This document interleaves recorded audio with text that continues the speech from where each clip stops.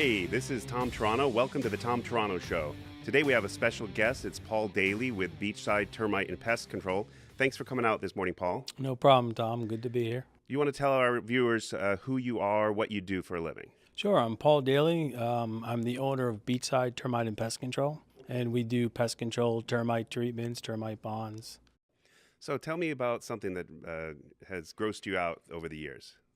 So many things over the years. Some that come to mind. I'd get a call they say they have roaches, but they're not too bad. I'd walk up to the house, and as I was walking up to the house, roaches, especially German roaches, if they're really bad, the feces of a German roach has a very distinct smell.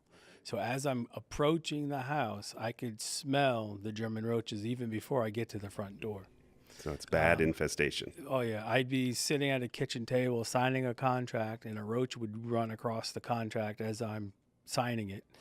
Or I'd be standing in the kitchen, and a roach, it would be so full, the walls of roaches, that they would come out and go under 1 foot of my shoe. And as I walk, it would run from one shoe to the other shoe. Wow. That's pretty bad. That's creepy. Yeah, it's not a house you want to. And that's something that obviously has been going on for quite a long time to get that bad. For German roaches, Yeah. yes. Yeah, I wow. mean, they knew they had a problem. A lot of times people just can't afford it. So one of the things I wanted to ask you about, something that's interesting for our listeners, is termite bonds. So the more I've gotten to know about this subject, I've learned that there's some people have termite bonds that essentially don't do them any good when they need them. Can you give our listeners a little bit about what the different types are? So there are termite bonds that just cover subterranean termites. There are termite bonds that cover drywood termites. There's bonds that eliminate Formosan termites, and that's a form of a ground termite. The main thing is you have to read your contract and see what you're covered for. Gotcha. And some termite bonds just cover retreat only, and some cover retreat and repair. So that's something you're going to want to look at. Right. Okay. So some couple specific cases that I experienced was a client that they had a termite bond, so they thought that they were protected, but when it came around to it, it was drywood termites, and they were not protected. So they had been paying for 15 years on something that they really didn't get any benefit from in that situation. Well, they still got the benefit for being covered for the subterranean termites. Okay. But drywood termites, it's a big surprise that they're not covered for drywood termites. Yeah. There's a lot of companies that do not put a preventative treatment for a house for drywood termites. Right. Could be they either don't offer it, or there's no way to treat as a preventative for drywood termites. Another thing also is just recently, in the last maybe 10 years or so, companies offered protection for drywood termites. Prior, it was just subterranean. The reason being, when you treat for subterranean, you treat the ground for it. Drywood termites, you have to actually treat the house. What does that involve? Preventative, you have to, say, go into the attic and treat exposed timber. If there is no access in the attic, or it has insulation that is on the roof decking, that foam or the radiant barrier, there's no way to treat the attic. So you can't get prevention for it. If it comes down that you actually get drywood termites, then at that point you would have to do a fumigation. So what does a fumigation involve? It takes 3 days total. You have to move out of the house for 2 nights. You have to take all the food out of the house, in the refrigerator, the freezer, anything that's not factory sealed in a canned good or a jar. Any live plants you have to take out. The technician has to have access to every single room to make sure there's no live bodies in there. A crew will come to the house and put a tarp over the top of the house, get sealed to the ground, then they pump a gas into it, it's designed to go through all the pores of the wood. And they call that tenting. Yeah, fumigation, tenting, okay. Correct. So I'm understanding then the tenting or the fumigation is going to be a lot more expensive than just a treatment, a spraying for termites. Typically, a drywood termite fumigation is more expensive than a preventative, say, subterranean termite treatment. Okay. There's a lot more involved with it. One big thing I want to mention also is when the tent comes off, it's just a gas, so you don't have to wash anything down. That's a lot of people think they have to do that, which you do not. So, and then as far as, so some of them cover only the subterraneans, some cover the drywoods, and then some of them are only a retreat protection, and others would actually repair damage that's done from the termites? Correct. There's retreat bonds and retreat and repair bonds. A retreat bond is if you get subterranean termites or drywood termites, then a company would go back in there and retreat at no charge. Okay. A retreat and repair is they would actually come in there, treat the house if there was activity, and wherever there were live termites, they would repair the damage. Okay. And normal home insurance doesn't cover anything to do with termites? No, not at all. Also, I want to mention that a contract, if you do have a repair guarantee, company comes in there and there is no live termites in the wood, that's considered old damage. Okay. And it is not covered. I gotcha. Okay.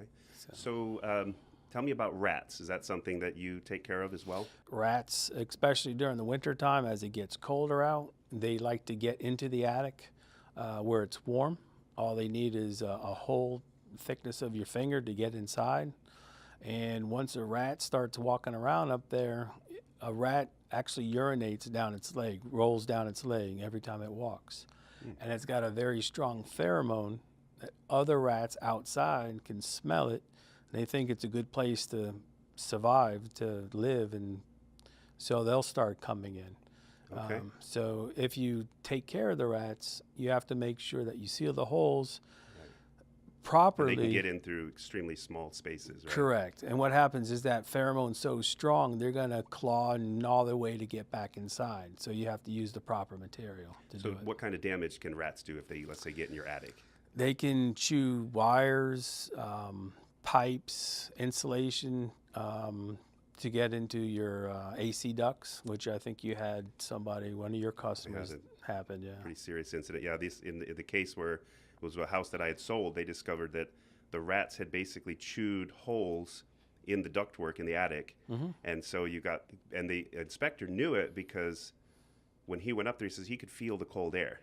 Yeah. And it's normally 100 degrees up there. Right. And these rats had even bit through some of the metal boxes, and there was enough moisture from the condensation from this freezing cold air hitting this hot air.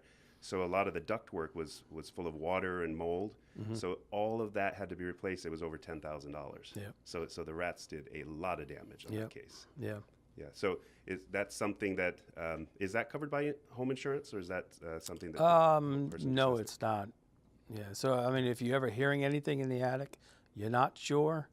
If you want to try it yourself, go outside, see if you see any holes if they're getting in. Okay. If you're hearing something, more than likely you probably do have something in the attic. We get a lot of calls with false alarms. Say we go out, no holes in the attic, and what's happening are squirrels or something just running across the roof of the house. Oh, okay. So just cutting back the limbs for your house would help a lot with that. Okay. So let's talk a little bit about bed bugs. Is it common in our area? It's getting more common as people go on vacation. We were right near Orlando, Disney World, and You're getting them from the hotels. yes, Okay. they'll spend the night not knowing there's a problem and put their luggage out, and as the next day they pack everything up, or the week later, they can actually bring the bed bugs home with them. So what do you have to do to treat bed bugs? If you just get bed bugs, if you just noticed it, one or two, a lot of times we can do a traditional treatment by liquid treating, dusting inside a room. And they're not just in the bed. No, they're hitchhikers actually. So you could be in the bed, and get on your pajamas, go to the living room, sit down on the couch, and now they're in your couch. And they lay eggs in cracks and crevices of the rooms. And they actually bite people, so you get... Yep. Okay. Yeah, and you can't feel it when they bite. They don't itch. The good thing is bed bugs don't carry diseases, so Okay. you don't have to worry about that. So what's the most extreme way to when they're hard to The kill? extreme way also is tenting, fumigation is the best way Okay. because it will penetrate the eggs. The eggs are very difficult to kill. The live ones you can very easily kill, but it's the eggs that will sit dormant for a while. There's also a heating method that they can come and seal the room, take all the stuff out that might melt, and keep the temperature. I think it's 130 degrees. They hold it for a certain amount of hours. So they would heat up that room that the bed bugs are in. Correct, and then kill them that way. Interesting. Okay. So if I see something that I think is a termite in my house, how do I know that it's not just an ant or a flying ant? The main thing is if you look at the ant, if you look at it and you're not sure, I have some samples. A subterranean termite would have 4 identical wings. An ant has 2 big wings and 2 small wings. Okay. And the body is a 3-segmented body for an ant, and a termite is a 1-segmented body. Just one single. One segment. If you really look closer, the antennae of an ant are elbowed, and a termite is straight. Difference between the 2 termites, they both swarm, and when they swarm, what they're doing is reproducing, and their wings are made to fall off.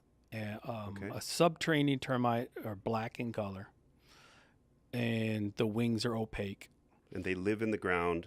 The subterraneans live in the ground. And they come and eat wood and then go back into the ground. Yep. These are actually subterranean termites. They're look like little white maggots. And there are workers and what they call soldiers. They have little pinchers. A subterranean colony could be up to 1 million. Right. And they put down a little pheromone. They come up and they smell the wood. They eat it, and they fill those little mud tunnels, and they go back and forth. The reason why you have the mud tunnels is because they live in the ground. Okay. Now, drywood termites are similar, but they're brown in color, and it's a different season that these swarm. They're later in the springtime. Okay. And their wings have a little rainbow tint to it, and they're same thing, 4 identical wings. Okay. And the bodies are brown. So you could be cleaning the house, seeing the wings on the windowsill, but not sure what it is, just thinks it's from bugs, and clean it up. And then every year you'll see these wings at the same time of year, or you see them flying around. So there could be drywoods up in my trusses, eating my trusses, and I just wouldn't know it. Another thing, well, you can have an inspector to come out. We can do annual inspections. Okay. Another thing is termite frass. It's shaped a certain way. And there's 6 concave sides. What happens is drywood termites, hence the name drywood, they live in the wood itself, in the house. You have to treat the house. And they eat the wood, and they squeeze all the moisture they can out of it, and basically they poop that out. If I see that frass, that's pretty irrefutable evidence that I have drywood termites. If it's correct. So, Paul, if you want to give us all a tip as a pest control person, obviously, if we hire you to come and treat our place, but is there anything else that we can do to manage pests? Big thing is keep stuff away from your house. If you have a lot of bushes, they're all overgrown, touching the house, is a lot of heavy mulch.